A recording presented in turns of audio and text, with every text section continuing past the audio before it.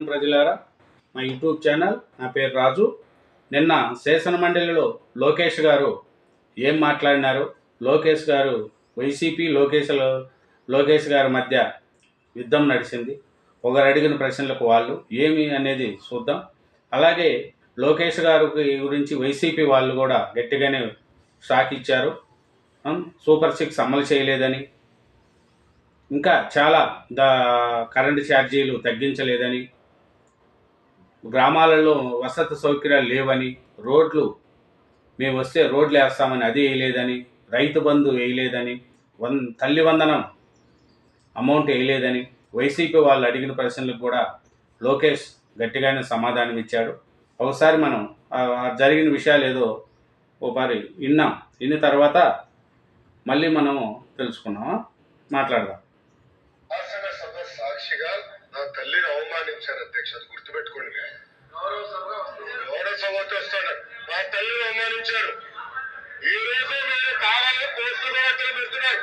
నా తల్లిని అవమానించారు. ఆ రోజు మీరు గుర్తురాదా? ఎక్కడ అవమానించారు సార్? ఎక్కడ అవమానించారు? మీరు ఎట్లా మాట్లాడారు? మీరు ఉన్నారా? మీరు ఉన్నారా? మీరు ఉన్నారా?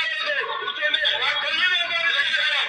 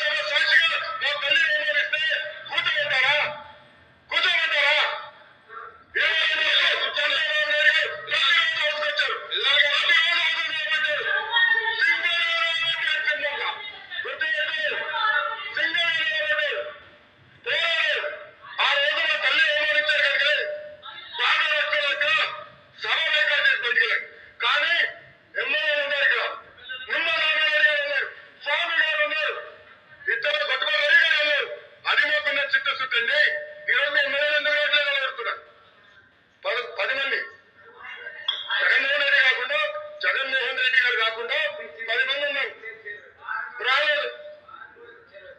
నా తల్లిని అవమానిస్తే ఏంటి కూర్చోబెట్టారు? ఇంకా మాట్లాడతాం. మేము మంచిగా కాదా? సొంత తల్లి అవమానించారు సార్. మామూలుగా కూర్చోబెట్టారు. తెలియకుండా ఏదైనా మాట్లాడలేదు అధ్యక్ష. ఎందుకంటే తెలుసు. మీరు ఎక్కడే కూర్చోండి. కూర్చోండి. ప్లీజ్. ఎల్ఓపి గారు సార్, ఇప్పుడు సభ్యులు వచ్చి మాట్లాడారు. ఇప్పుడు సందర్భాన్ని వచ్చి తీసుకొచ్చారు. ఎవరు తల్లిని, ఎవరు కుటుంబ సభ్యుల్ని ఎవరు అవమానించారు, ఎవరు కూడా ఉపేక్షించేది లేదు, సహించేది. దాన్ని ఎవరు సమర్థించేది కూడా లేదు. దాన్ని ఎప్పుడు కూడా సమర్థించాం దాన్ని. అది అలాంటి సందర్భాలు వచ్చి మళ్ళీ మనం లేని సందర్భాలను ఇక్కడ తీసుకొచ్చి సభల్లో ఉండి ఏ సందర్భం మాట్లాడుకుని ఏం చేస్తే రికార్డులో ఉంటుంది అధ్యక్ష. రికార్డులో లేని విషయాల్ని, అవసరం లేని విషయాల్ని ఇక్కడ తీసుకొచ్చి అనవసరంగా ముందాగా మనం ప్రవర్తించాలి అధ్యక్ష. ఒక తప్పని దాన్ని సమర్థించట్లేదు.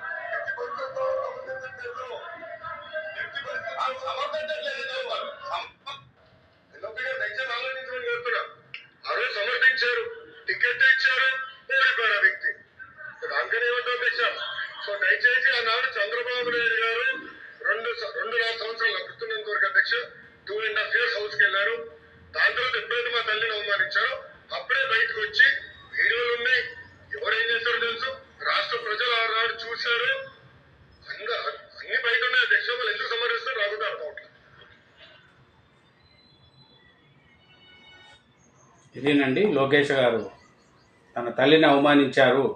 2.5 సంవత్సరం చంద్రబాబు నాయుడు గారు అసెంబ్లీకి వచ్చారు. 2.5 సంవత్సరం తర్వాత నా తల్లిని అవమానిస్తే నేను మళ్ళీ తర్వాత అసెంబ్లీకి రాను అని కన్నీళ్లు పెట్టుకొని బయట వెళ్ళినాడు అని లోకేష్ గారు నిన్న చెప్తున్నారు.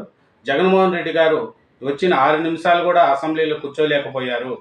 కాబట్టి ఒక మాజీ సీఎంగా ఉండి అతను అసెంబ్లీకి రాకపోవడం దురదృష్టకరము. 11 మంది ఎమ్మెల్యేలు ఉంటే 11 మంది ఎమ్మెల్యేలు కూడా అసెంబ్లీకి రానికుండా చేస్తున్నాడు.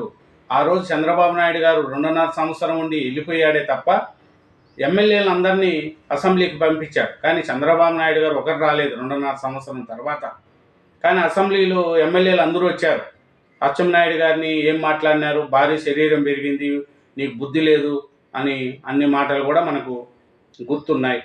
బట్టలు ఇప్పించి కొడతాము, మీకు 24 మంది ఉండారు, ఒక 10 మందిని లాగేసుకుంటే ప్రతిపక్ష హోదా రాదు అని కూడా అన్ని సందర్భాలు ఉన్నాయి. కాబట్టి అసెంబ్లీకి రావాలి. అసెంబ్లీకి వచ్చి దాని యొక్క పనితనం చూస్తే తప్ప అక్కడ ఉండే నిజా నిర్భయాలు మనకు తెలియవు. ప్రజల కోసం ఎన్నికైన ఎమ్మెల్యేలు అసెంబ్లీకి వచ్చి కొట్లాడాలి.